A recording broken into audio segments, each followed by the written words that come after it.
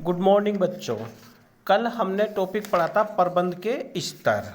तो बेटा उससे आगे टॉपिक आता है हमारा प्रबंध के कार्य। प्रबंध के कार्य देखो इन्होंने 5 बताए हैं। सबसे पहले नियोजन, संगठन, नियुक्तिकरण करना, निर्देशन और नियंत्रण।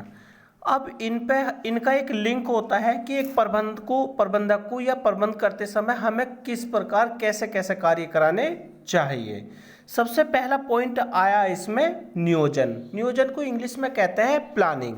जब प्रबंधक कोई कार्य किसी भी कार्य को निष्पादन करना चाहता है, जो उसे टारगेट मिला है, जो उसे अपने उद्देश्यों को पूरा करना होता है, तो सबसे पहले वो उस संबंध में प्लानिंग करता है। प्लानिंग क्या होता है? जो फ्यूचर में होने वाला कार्य है, आज उसके बारे में हम सोच विचार करना, क्या कहलाता है? नियोजन या प्लानिंग। जैसे इसमें कहा है, यह पहले से ही निर्धारित करने का कार्य है कि क्या करना है, किस प्रकार करना है, किस और तथा किससे करना है।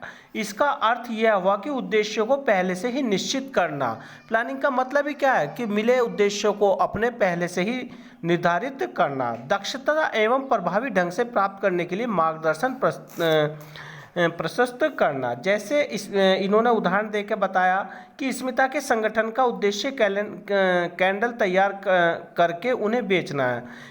जिस प्रकार स्मिता इनकी मात्रा, इनके विभिन्न प्रकार के रंग व बनावट के संबंध में निर्णय लेती है। तो प्लानिंग का मतलब आप शॉर्ट में फिर दोबारा से सुनिए कि प्लानिंग क्या है। कि फ्यूचर में होने वाला यानी भविष्य में होने वाले कार्य के लिए पहले से यानी फोरकास्टिंग हम अपने दिमाग में, माइंड में विचार करना शुरू कर देते हैं। तो इसे क्या कहते हैं? प्लानिंग। कैसे करना, कब करना, किसके करना, किसके द्वारा होना, सब क्या है? ये प्लानिंग का ही एक भाग है। इससे नेक्स्ट टॉपिक आता है हमारा संगठन। इसे बोलते हैं ऑर्गेनाइजेशन। इंग्लिश में क्या कहते हैं? ऑर्गेनाइजेशन।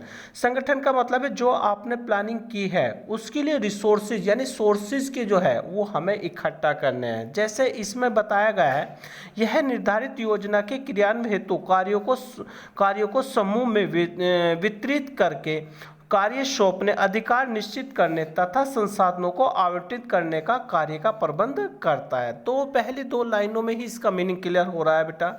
यह निर्धारित योजना यानी जो आपने पहले से प्लानिंग की है उसको कार्य क्रियान्वयन करने हेतु कार्यों के समूह को वितरित करना, यानी जो कार्य है उसे डिस्ट्रीब्यूट करना, कार्य को सौंपना कि किसके द्वारा करना, अधिकार निश्चित करना तथा संसाधनों को आवंटित करके कार्य का प्रबंध करना होता है। यही क्या कहलाता है बेटा? आपका ऑर्गेनाइजेशन कहलाता है। संगठन। तीसरा पॉइंट है इसमें कर्मचारी नियुक्तिकरण, यानी कर्मचारियों, आपने नियोजन भी कर लिया, उससे बाद में संगठन भी कर लिया यानी प्लानिंग कर ली, सोर्सेज इकट्ठा कर लिए। अब क्या करना? अब आपको अपॉइंटमेंट यानी रिक्रूटमेंट करनी है। किनकी? जो उस कार्य को करेंगे उन कर्मचारियों की आपको रिक्रूटमेंट करनी है यानी नियुक्तिकरण करना है। सही शब्दों में इसका अर्थ है सही कार्य के लिए उचित व्यक्तियों को ढूंढना। नियुक्तिकरण करने से पहले हमें सोचना कि वो व्यक्ति उस कार्य के लिए योग्य है क्या नहीं है। आप अपॉइंटमेंट करते समय सबसे पहले पूछोगे कि जो आप उससे कार्य करा रहे हो वो उसमें निपुण है या नहीं है। नियुक्तिकरण करते समय हमें इस चीज़ का विशेष ध्यान रखना चाहिए, वो उसके योग्य व्यक्ति है या नहीं है। तो यहाँ पर क्या है इस टॉपिक में कि हमें कर्मचारियों की नियुक्ति करनी है और जो हमारा कार्य उस कार्य के लिए वह व्यक्ति योग्य होना चाहिए। अब 4th पॉइंट आता है इसका निर्देशन। निर्देशन को इंग्लिश में कहते हैं डायरेक्शन। डायरेक्शन होता है जो आपने अपॉइंटमेंट किया है, नियुक्तिकरण की है, उनको डायरेक्शन देना। जो आपने प्लानिंग की थी, फिर उसका रिसोर्सेज इकट्ठे करे, सोर्सेज, फिर उस बाद में आपने नियुक्तिकरण करा, उससे बाद में निर्देशन यानी आप उन्हें डायरेक्टिंग करोगे, निर्देशन दोगे। जैसे इसमें बताया, इसका कार्य कर्मचारियों को नेतृत्व प्रदान करना है, प्रभावित एवं अभिप्रेरित करना है। देखो, इफेक्टिव करना, मोटिवेशन भी करना, क्योंकि कर्मचारी को हमें क्या मोटिवेट भी करते रहना चाहिए जिससे वे दिए गए कार्य को पूर्ण रूप से तैयार कर सके। इसके लिए एक ऐसा माहौल तैयार करने की जरूरत होती है जो कर्मचारियों को सर्वोत्तम तरीके से कार्य करने के लिए प्रेरित करे। प्राय निर्देशन के 2 मूल तत्व अभिप्रेरणा और नेतृत्व। नेतृत्व होता है लीडरशिप करना और अभिप्रेरणा होता है मोटिवेशन करना। कर्मचारियों को अभिप्रेरित करने का तात्पर्य एक ऐसा करना कि वह नेता इच्छित कार्यों को पूर्ण करे तथा अच्छा प्रशासक आलोचक और माध्यम से इस प्रकार के निर्देशन करता है संगठन के कर्मचारी का अपना श्रेष्ठ योगदान दे सके। मोटिवेशन को एक बार फिर मैं आपको रिपीट कर रहा हूँ कि मोटिवेशन क्या होता है। मोटिवेशन होता है अपने कर्मचारियों को अभिप्रेरित करना, यानी उनसे कार्य कराने के लिए उन्हें समय समय पर मोटिवेट करते रहना, क्योंकि जितना आप कर्मचारी को मोटिवेट करोगे उतनी ही जल्दी वो सही ढंग से कार्य करेगा। ये दो तरीके से होता है मोटिवेशन, एक पॉजिटिव एक नेगेटिव, एक नकारात्मक और एक होता है सकारात्मक। सकारात्मक उसे आप शाबाशी देकर कर सकते हो, नकारात्मक में उसे पनिशमेंट भी दे सकते हो। तो इससे नेक्स्ट टॉपिक है नियंत्रण। नियंत्रण तुम जानते होंगे, इसे इंग्लिश में कहते हैं कंट्रोल। देखो बेटा, बिजनेस हो, घर हो, परिवार हो, कहीं पर भी हो, आपका यदि आपके बिजनेस पर, परिवार पर या कहीं पर भी कंट्रोल नहीं है तो वो बेटा बिजनेस नहीं चल पाता। तो नियंत्रण जो आता है प्रबंधन का एक कार्य, ये भी बहुत महत्वपूर्ण होता है कि अपने जो आप अपने अंडर सबॉर्डिनेट से काम करवा रहे हो, आप उस पर कंट्रोल करना भी अनिवार्य होता है। जैसे इसमें इस नियंत्रण में बताया गया, इसे प्रबंधन के कार्य के उस रूप में परिभाषित किया गया है जिसमें वह संगठन के उद्देश्य तथा लक्ष्य को प्राप्त करने हेतु संगठन कार्य के निष्पादन का निर्देशन करता है। निष्पादन के स्तर पर को नियंत्रण कार्य की निर्धारित किया जाता है। वर्तमान में निष्पादन को मापा जा सकता है, इसका पूर्व स्तर पर से मिलान करके विचलन की स्थिति सुधारात्मक उठाए जा सकते हैं। यानी कि यदि तुम्हारा बिजनेस आप क्या कर रहे हो, कंट्रोल कर रहे हो, चेक कर रहे हो, तो यदि तुम्हारे बिजनेस में या फर्म में कोई काम में कुछ गड़बड़ आ रही तो आप उससे वहाँ पर देख रेख करके उसे सुधार सकते हो। तो बेटा इसमें हमारे प्रबंध के 5 कार्य बताए गए हैं। सबसे पहला बताया था नियोजन, आप जान चुके होंगे कि क्या होता है कि पहले से ही अपने कार्य के संबंध में प्लानिंग कर लेना। दूसरा बताया संगठन, यानी प्लानिंग करने के बाद में क्या करना, प्लानिंग तो हो गई, उससे बाद में हमें जो सोर्सेज है वो इकट्ठा करना है। नेक्स्ट इसका टॉपिक होता है बेटा नियुक्तिकरण। नियुक्तिकरण का मतलब है जो आपने प्लानिंग की है, ऑर्गेनाइजेशन की है, संगठन किया है, उसके लिए उस कर्मचारियों का अपॉइंटमेंट करना है और सही और योग्य कर्मचारियों का नियुक्तिकरण करना है। उससे नेक्स्ट टॉपिक है निर्देशन, यानी डायरेक्शन देना, उन कर्मचारियों को कार्य करने के लिए दिशा निर्देश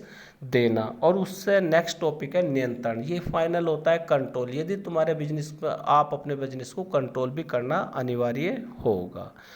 इससे आगे चलते हैं बेटा, हमारे पास टॉपिक है समन्वय। समन्वय को इंग्लिश में कहते हैं कोऑर्डिनेशन। कोऑर्डिनेशन होता है तालमेल बिठाना। क्या होता है बेटा? तालमेल बिठाना। समन्वय इन्होंने बताया समन्वय प्रबंध का सार है। अब इसमें मैंने बताया कि आप अपने कर्मचारियों को किस प्रकार से कोऑर्डिनेशन करना। यदि आप अपने अंडर सबऑर्डिनेट कर्मचारियों को वर्क डिस्ट्रीब्यूट सही तरीके से नहीं करोगे या उनके बीच में कोऑर्डिनेशन नहीं करोगे तो आपका बिजनेस सही प्रकार से नहीं चल पाएगा। तो समन्वय करना भी एक प्रबंध का महत्वपूर्ण अंग माना जाता है। तो इन जैसे इसमें बताया गया, अब तक आप भली भांति समझ चुके होंगे कि किसी संगठन प्रबंध प्रक्रिया में एक प्रबंध को दूसरे के संबंध में 5 कार्य करने पड़ते हैं। प्राय संगठन एक ऐसी पद्धति है जो एक दूसरे संबंध आधारित उप पद्धति से बनी है। प्रबंध इन कार्यों को विभिन्न समूह को समान उद्देश्य प्राप्त करने, देखो क्या कहा, प्रबंधक जो कार्य कराता है, जो मैनेज करता है, प्रबंधक का कार्य इन विभिन्न समूहों को समान उद्देश्य प्राप्त करने के लिए एक दूसरे से जोड़ता है। अतः विभिन्न विभागों की गतिविधियों को एकात्मकता की प्रक्रिया को समन्वय कहा जाता है। नीचे आप देख रहे होंगे एक चित्र दे रखा, उस चित्र के नीचे देखो बेटा क्या दे रखा, समन्वय न रहने पर असमंजस्य होगा। कारण है, बहुत मेन चीज है बेटा, कि यदि आप अपने अंडर सबऑर्डिनेट के बीच में कोऑर्डिनेशन नहीं करोगे तो उनका आपसी तालमेल अच्छा नहीं होगा। क्योंकि कोई व्यक्ति ज़्यादा काम करेगा, कोई कम करेगा, कोई किसी काम में लग जाएगा, कोई किसी काम में लग जाएगा। हमें क्या करना, हमें एक लाइन में काम करवाना है कि आपको ये काम करना है, आप इससे ये काम इस व्यक्ति के पास जाएगा, तो क्या होगा, एक चेन बन जाएगी। उसमें हर एक को उतना ही काम करना पड़ेगा, जो पहला व्यक्ति जितना काम कर रहा उतना ही आखिरी, ना ही तो उनमें कोई आपसी मतभेद होंगे और ना ही उनमें कोई ऐसे झगड़े उत्पन्न होंगे। तो जिसके कारण क्या है, समन्वय एक जो है प्रबंध का महत्वपूर्ण अंग माना गया है।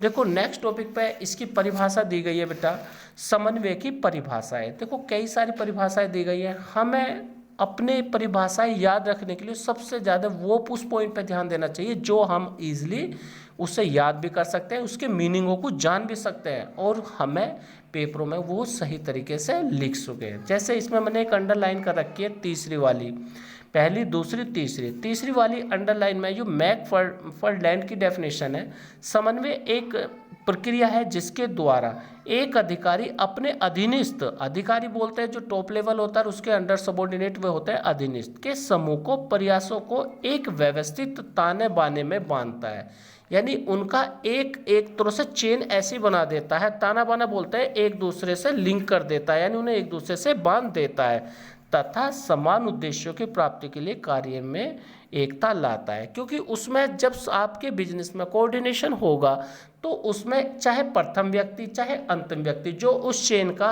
प्रथम व्यक्ति है वो भी उतना ही काम कर रहा है जो उस चेन का अंतिम व्यक्ति है, और उनमें आपसी मतभेद भी नहीं होगा।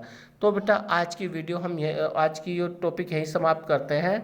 कल समन्वय की प्रकृति और समन्वय के महत्व पढ़ेंगे बेटा। और आज मैं इस चैप्टर के आपको नोट्स भेजूँगा, आप अपनी नोट्सबुक में इसे नोटबुक में रिटन वर्क कर लें। जब क्या हमारा स्कूल खुलेगा तो हम इसे ठीक प्रकार से कर सकें।